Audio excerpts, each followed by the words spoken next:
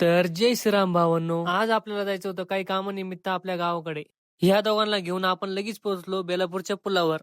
इथं आल्यावर हे दोघं म्हणते की आपल्याला इथं थोडा वेळ थांबायचं.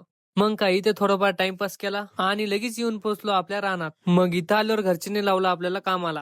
मग काय निघालो मशीन घेऊन आपल्या बागात आणि युवराज तर काय मशीन घेऊनच पळत सुटला. मग आशिष म्हणला की मशीन मी मारतो.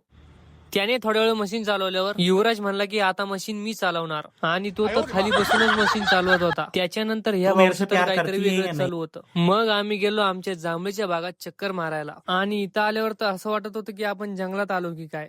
मग तिथून आम्ही गेलो नदीकडे. मग इथं थोडाफार टाइमपास केला आणि हा आहे माझा चुलत भाऊ. याचं तर काहीतरी वेगळं चालू होतं. एक 12 तो 1300 टन में तो वो हम इसकी खरेदी करने के आए हैं।